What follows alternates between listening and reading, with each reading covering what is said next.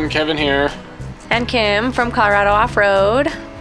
Thank you for joining us on our channel. Remember to like and subscribe. We really need to hit 1,000 subscribers. We still haven't done it. We still haven't gotten there. We're really getting close.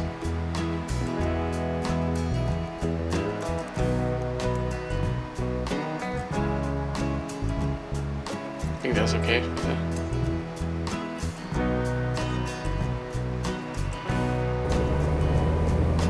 Okay, so today we have driven to Top of the World. I'm sure you saw in the title. It is in Moab. Kind of in Moab. Yeah, it's. I guess technically it's in Moab, but it's actually way closer to Cisco. I don't know what city it would be considered in, but everyone considers it a Moab trail. That's true. It's like 30 miles out of town though, or right where Dewey Bridge is. Down Highway 198, 128. I get those confused every time. It's a lovely drive. If you haven't ever done it, it's probably one of the best drives in Utah, considering it's along the Colorado River and all these canyons and all these iconic for sure. landscapes and vistas. We're doing this in December 20th, 2020. I edited the video in February and it's March. But that's why there's snow everywhere. So just light snow. We tried to do this trail before in heavier snow and it's not a good time. It's 2019. A couple years ago. So this is probably as much snow as I would ever want to do this Top of the World trail. It's pretty uphill the entire time, and it's really slippery. And there's some spots where the hills are really long, and so if you start sliding backwards, especially with mud tires, they're pretty poor in the snow. So the driver we're watching is in a stock JL Rubicon. She's a novice driver. Earning her trail badges. Yeah, earning her trail badges. Just pretty good for in the snow. Yeah, she does very well. Her husband is behind her in a LJ. He wheels a tons, and she's been with him, so she's like familiar with off-roading. But this is him, Battle Rattle. Yeah, and but she does very well considering she doesn't drive her vehicle off-road very often. He's usually the driver in this. I think they just got that JL and when this video is recorded. Yeah, pretty recently. Within 6 months. Yeah, definitely. Good old but gold. But we're with a few other friends too. Chris and Kirsten are there in their Jeeps. A JK and another two-door TJ. JK. Two JKs. Oh, I always call hers a TJ, but it's obviously a JK.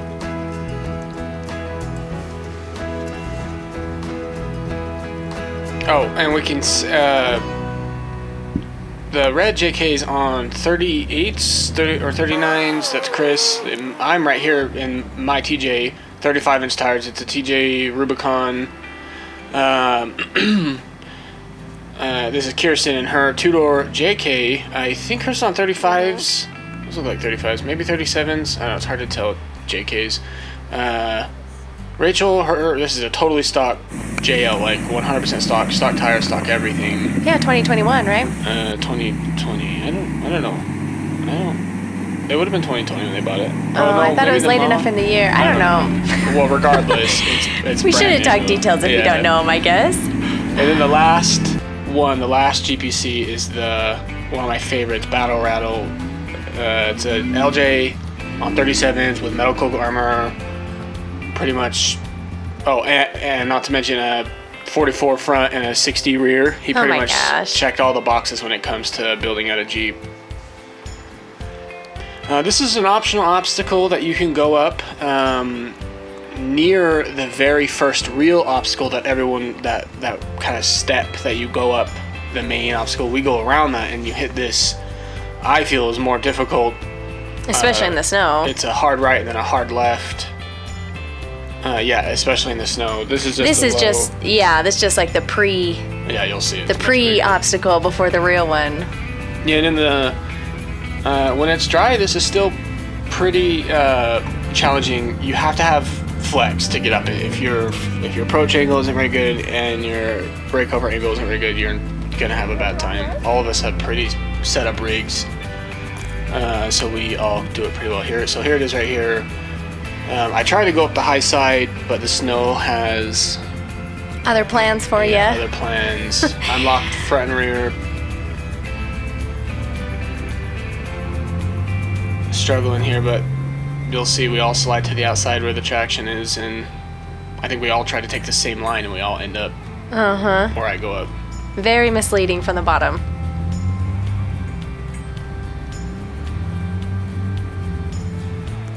Oh, same angle. This is just from the top. I backed up to get a better shot because I was not going anywhere. My tires are just sliding.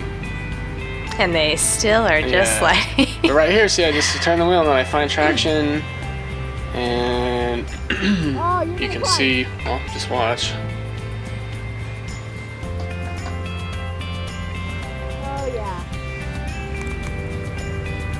Once my rear tires get all the way over, there's traction, and it pushes me out. My front tires are doing anything.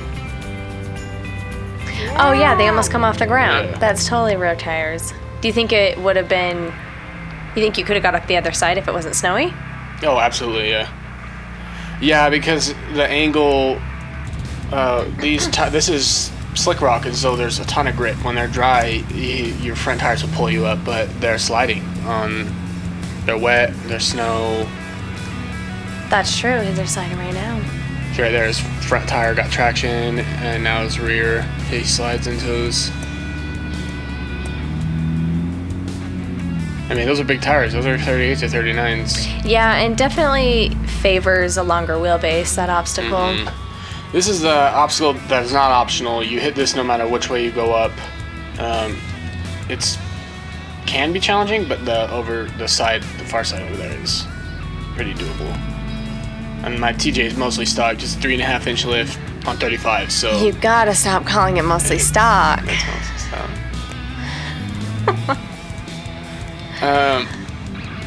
Kirsten's two-door JK, I'm pretty sure it's 35s. I just don't know.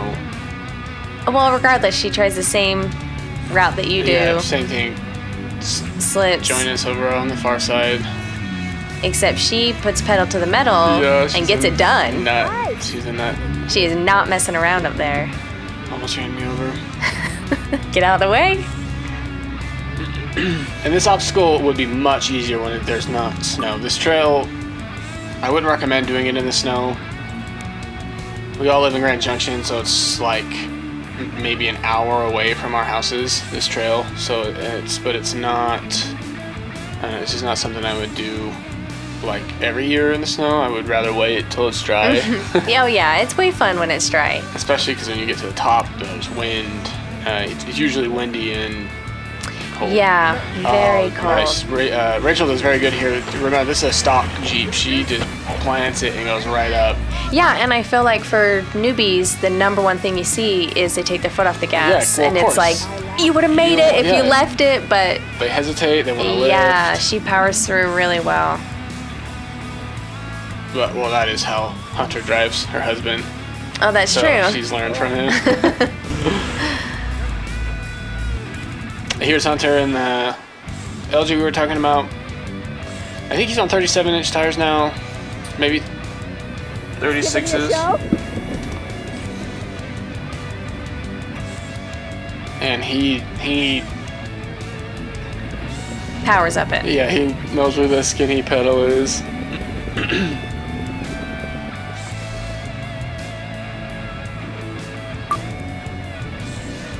And I say this optional obstacle is pretty difficult compared to the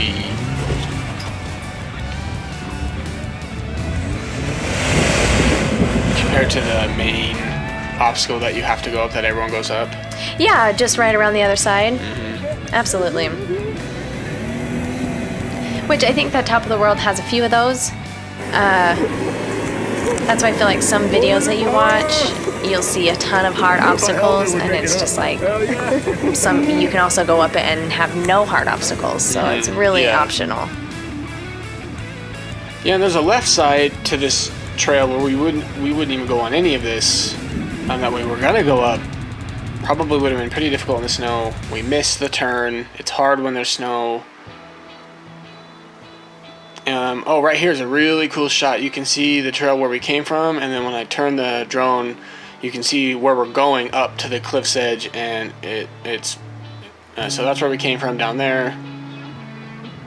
And see, that edge is the edge of the cliff. That's we're driving literally the to top that of the edge. world. That's and it is just sheer off the other side.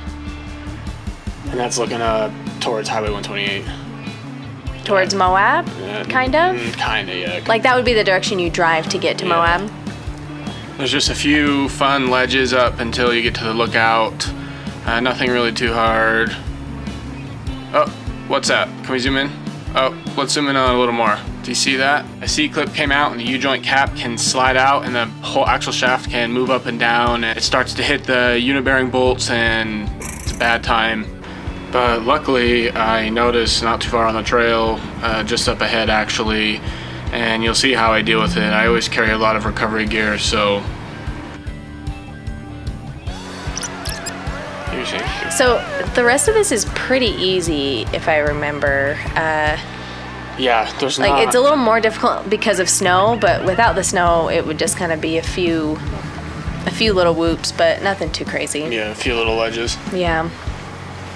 Snow definitely makes everything more difficult. If we're all double locked, and it makes a big difference when there's, you see sliding all 4 tires right here. You just be sliding all day. Yeah, without the snow, if you're double locked, I mean, you're not going to be sliding around. No, not at all. You probably don't even need 4-wheel drive to get up this trail when it's dry. Just a good rig and 2-wheel drive probably do it. Oh yeah, and so as you heard right here, a known Rubicon issue is spreading out the ears of the axle shaft that hold right there where my fingers just touched. The U-joint caps just slide out. It ejects the C-clip that holds the caps in, and then... This is not the first time this has happened to us. Yeah, this is the second time on this the has trail. The first time I limped it home, we were close to home. This time I had to fix it, but luckily I have more C-clips. I squeezed the U-joint back together. You normally would need a press, but because my axle shaft ears are so loose, I can use that crowbar and that screwdriver. It looks very like by the book what you're doing here. And then I can just push the C-clip. These are C-clips, so you can just push them right back in to hold the U-joint caps in. And it held. We drove home, and it held for a while after that. I just kept my eye on it. The reason I hadn't changed those is because we were waiting on back-ordered parts from a company, because I have new chromoly axle shafts now. Yeah, you know. For some reason, lots of things were back-ordered for the last year. That sucked. So here we are, top of the world, freaking amazing views. That's probably looking towards Moab. Some of the, what are those called? Mesas, plateaus, whatever those flat things are there.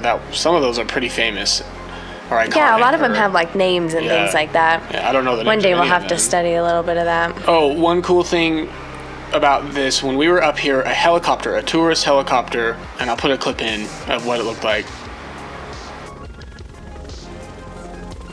What the hell is he up to? Donna, he's got a gun!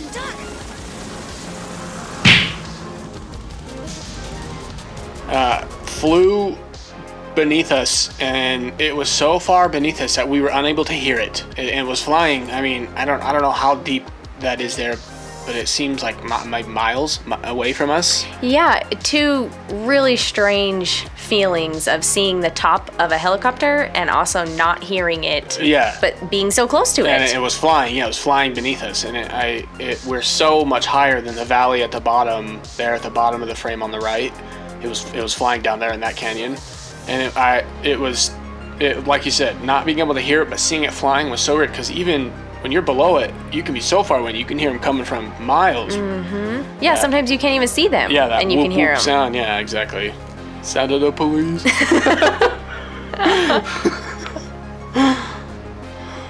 So enjoy the views here. Enjoy the gratuitous cliff views from the. Yeah, and there's a good spot that you can park your Jeep. I think that Chris is almost out on it or right near it. A lot of people go way farther than that, but we're all chicken. Yeah. Oh you can go forward like 6 more feet. But you park up there and you can take a picture from a certain spot, and it really looks like you are on top of the world and you're driving off the edge. It's scary. So it's pretty cool. It's pretty iconic. It's definitely worth your time if you've never been on it. So here's our descent. Thank you for watching. Please remember to like and subscribe. Subscribing really does us a favor. We can't do anything with our channel until we hit 1,000 subscribers. So call your grandma, tell her you love her. Remember to subscribe while you're doing that, so you're feeling, a feel good moment. You subscribing, you feel good about subscribing. So you're not calling her to tell her to subscribe. You're just to do it. Well, everyone needs maybe do a little bit of both. Everyone needs her. Yeah, maybe try to coerce her. Get her on YouTube. Gosh. Thanks for watching. All right. Bye. Next one coming out is Billings. Yeah. If you're still watching Billings, stay tuned. Stay tuned.